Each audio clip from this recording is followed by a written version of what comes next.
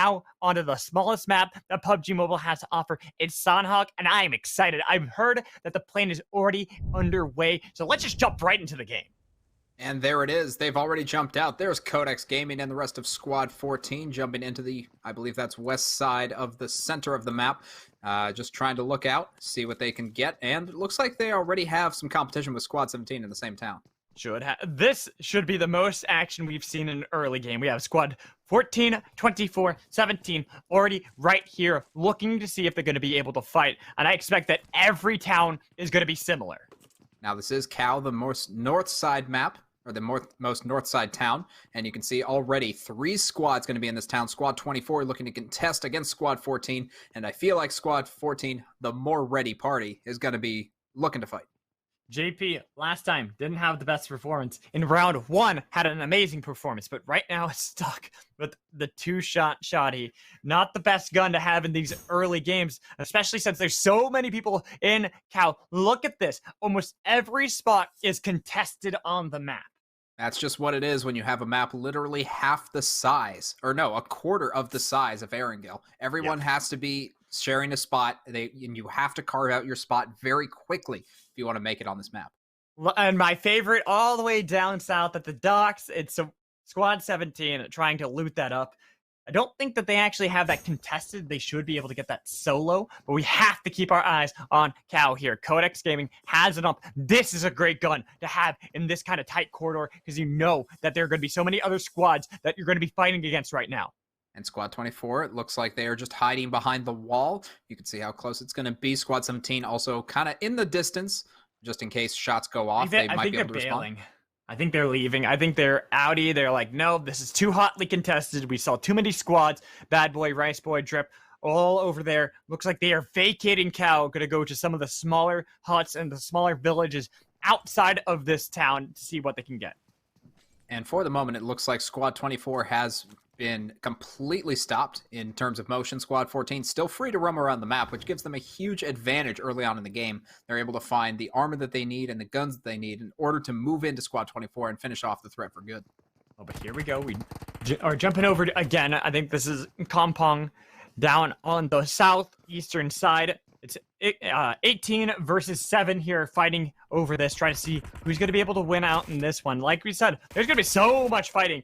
This is probably the most kills we've seen this quickly into the game. It started off with 87 players. We're already down to 68. And that's going to be another knock as it continues on. But Darsh, the Squad 18, moving in, trying to get full control of this town. And it looks like Kampong going to be completely under the purview of Squad 18. But 14 still fighting against 24. Codex pushing in with surprise, trying to get upstairs, but then Molotov making it so they're not going to be able to get up there easily, even though they were able to get the knock for Codex. It's going to be Exotic right outside, not yet hit. Here's the push in from Codex. He went right past him, going to be able to shoot him in the back as he goes downstairs, tried to descend, run away, but he just could not escape from the power of Codex. And there it is, Squad 24, the entire enemy presence of Cal going to be completely eliminated. So Squad 14 is free reign of the town. I don't know if they know that, but they absolutely have the time to figure it out. As we go back to Kampong, we see it 7 and 18 still fighting. Even though Lord died, Eris and Romeo are still both up, still wanting to contest this city against Squad 18. Darsh on the other side. It seems like he's the only remaining survivor of 18, wanting to get away from this fight now, not having any backup. And with that, it looks like the southeastern part of the circle, as it is a fairly central circle. It's hard not to have a central circle on this map. Especially for this first circle of SANHOK, it always works this way, where it really doesn't tell you too far of where to go. It's usually the third circle where you really will find out how everyone's going to have to rotate. As we jump over to 9 and 13, they were fighting over some of the villages and some of the huts, but more people continue. This kill feed has not stopped throughout this entire time. We've already lost, 27 players? And we've only been in the game for what, like 3 minutes? If even 5 minutes, according to that clock. But you know what? Squad 9 continuing to make that trend, continuing to be aggressive as they're trying to push on to Squad 13. It looks like there's only one member left alive. So it's going to be Scalfa trying to fight against Squad 9. I don't think he has enough to do it, but he has good positioning here, and he might be able to get a knock, maybe even a kill. Oh, I'm going to call this play Kanji because I am not the best at pronouncing my kanji, so that's his name now. Got dropped by Scalfa right there, holding out inside of the jungle, inside of the forest, wants to be able to get the push on the Nanopes. Doesn't see him though. Nanopes didn't actually spot out where Squad 13 was. He was going to be able to push and try to get the kill onto Kanji. Instead, rotating around, waiting it out. Here will be the res from Nanopes onto Kanji. Unless Scalfa makes the push in. Going to be able to get a couple shots, and it's Scalfa who wins 1v2. Scalfa just out of control in that situation. 1v2 continues to just push forward, get the knocks, and play the aggressive game that he wanted to play. Scalfa lost the teammate of Scalitra. Unfortunately, just the two-man squad here, and this big old lobby on SANHOK not going to work out so well, especially now that you're really playing for placement. You want to be able to at least get a couple of points. You've gotten a couple kills, sure, but you'll want to be able to get the team points too. And now let's swap it over to Squad 22 fighting against Squad 4. Let's see how this goes. Sort of towards the southwest of the circle, still very much in the circle.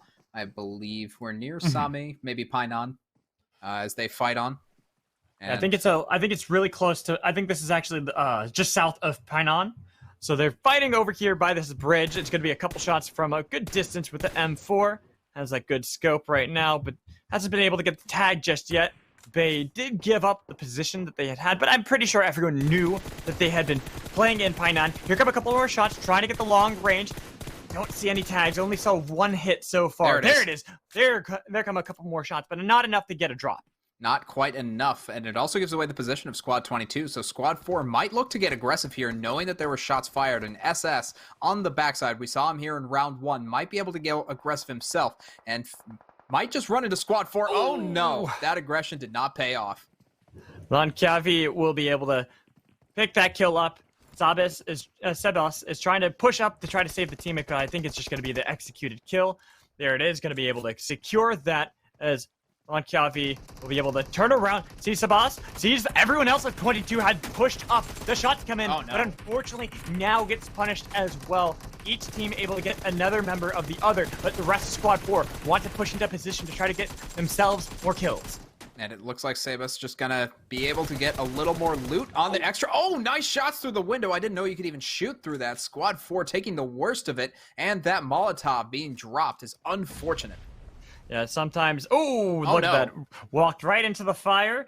Gonna be on fire for a little bit. Not the most damage, but still enough to make you scared when you're going up in a full-on fight in Painan, and everyone else is still looking for you. You see Squad 1 across the river, getting a couple shots at 22 and 4. They want to see if they can pick off a kill from range. Squad 5 also waiting in the wings a little bit far away, but they're going to be moving there as the circle is closing in onto Painan. So it really comes down to who can control this town in this four-squad squabble. Marcy pushing in, looking for the rotation. Sebas did get knocked earlier. Only teammate alive for 22 at the moment. Does have this wall to be able to save Sebas at least, but unfortunately for them, that's going to require so many of the medkits that they already had picked up, and they didn't really get that much. Look at that. Only having a first aid kit, a couple bandages, 1 painkillers. 22. This is just looking like a disastrous fight. It absolutely is not looking great. Squad 4 continues to stay in the building, but look at this. Marzi being the absolute medic of this field. It looks like he is going to be able to res 2 members of his team despite how bad that was in the initial onset. Wanting to get that medic score, the support score, saving the team, getting the healing done. As we still see, wow, at Painan, you have 11, 1, 4, 22, 5, 12, all here within this tight area. This is always a popular drop because you have this town that's cut in half by the river and allows teams to kind of win their own respective halves and get full loot. But this is weird seeing how close 11 and 5 are. Wow! He is a smart warrior. Look at him, just hiding in the grass, getting the shots when he needs it, and Squad 5 is completely eliminated by the single-man squad, the Rambo, dare I say, of this match. Now just playing for the placement points, might be able to get a couple more kills, but it's only iSmart Warrior that remains for this entire 12 squad, and really wants to be able to wait it out. We expect to have more fighting, more action come in as we see Squad 10 and 6. There's going to be the drop. That's going to be the win for 10. And Squad 10 going to be able to loot that up as well. It looks like they have 4 members still alive, 2 of which at full health. So even if they fight in Painan, even if they go a little bit of that northwest direction, they should be fine in these fights. I feel like they want to get the aggression just because they have 10 kills already. They're going to want another 10 on top of that. Fuego, Michael, Fortachon are kind of just hanging out pretty south of Painan. Seeing where the circle is, like you said, it's a pretty centralized circle at the moment. It's going to be these next circles that really start letting us know exactly how they're going to have to rotate around, because this is a map with 3 different islands. Well, one of them's obviously the big island. You have a smaller one where Painan is cut in half on split on the big and the second biggest one. Then you have the smallest one that is completely, I think, pushed out of how the circle already was, since it was more centralized. It definitely comes down to how you utilize the rivers and also how you get control on the mainland, because honestly, this circle definitely favoring that eastern side, the main island, as you say, the big island. And there's not really a lot of river you can utilize, especially as the circle gets smaller. Like, even the second circle might just cut off the river axis entirely. Oh. And it does. Squad 1. Jag. Just one, the last one remaining for Squad 4 here. Got onto the other side of the river. Knows where Squad 1 is. Wanted to be able to get a couple shots onto them, but unfortunately is put in a position right between 22 and 1. Everyone else on 4 has lost out, as 22, because Marcy was able to res so many people, they still have a good fighting chance against Squad 1. And Squad 1, he was out in the open. Savos didn't actually get the shot that he wanted, so he's going to have to No. relocate immediately. And Squad 22 decides to bail out of Painan. And 4, unfortunately, did get caught eventually by Squad 1, and they have been eliminated out of the running. They will forfeit Squad 22 towards Painan, allow Squad 1 to be able to retain their dominance and their control over the town. But with how the circle is going to start pushing out, I'm expecting it to be more centralized on this main island. Painan's not going to have as much importance coming up soon. So that means Squad 22 are going to be the first to rotate towards the circle. I believe they're rotating towards the circle in the northeast direction, and that's going to help them out a lot in fighting the remainders of Squad 1 and 4 if they don't already off themselves. Yeah, if we can get a chance to be able to see the circles, that'd be amazing. We want to be able to talk about that for everyone. But you can see this. I love this view, though. This is always a great view. Whenever they do this, it's so pretty looking, because you can see the location of everyone. You can see the coverage. Here we go. Wow. That is a center circle. Yep. Even boot camp completely cut off. And as I was talking about, the river access going to be completely negligible in this second circle. You can see Squad 10, Squad 1, and Squad 7 all on the south side, just outside the circle. They will be able to move in safely, but you have to imagine on that third circle, it's going to get really chaotic really fast. You can see Squad 10 and 7 going to pass by the quarry, but not really going to be that important. It's really going to be around the abandoned hotel, the abandoned resort, that we'll see a lot more play. But 22, they found 23. Going to be able to get the knock on to Dark Spy here. Other members of 23 trying to see if they can push up, but Dark Spy probably going to be the casualty that they have to forfeit and it can not even contest, because this isn't looking good. But they haven't finished off Dark Spy, who's getting vision, saying, I know where 22 is. I can tell you guys exactly what's going to happen. Raven going to be able to get a couple shots onto Marcy. They didn't notice. Sebast, though, will find it after Marcy had already gotten the kill onto the other teammate. 23 eliminated. 22 continue their push into the circle. Squad 23 just completely caught with their pants down. They were inside the circle. They were looking outside to see if anyone was going to come in. And when someone came in, they were just like, uh-oh, can't be doing that. And then they died. They died, and 22 going to be able to get a couple more kills. But we look at this lobby, and unlike on Miramar, where we had the dominance from Squad 25, this is very even. Teams battling back and forth, a lot of damage across the board. While 22 here do have 5 kills. It's been a lot early. We're already down to 28 players, 11 teams. That means most teams have lost at least a member or two. Only a couple teams like this, 15, are going to have anybody, and then they're going to go up against a fight against Squad 25. Get a lot of damage onto Nico. They're not going to be able to get the knock. There it is. They got the knock, and they got the elimination. And Leon goes down, but is able to get rezzed up, so this is a complete win by Squad 15. They just get gifted a lot of supplies, perhaps the med supplies that they needed, maybe even better gear. But looking even at Meng, does have level 3 vest, level 2 helmet, and level 2 backpack, so they've already been doing a pretty good job of looting around this map.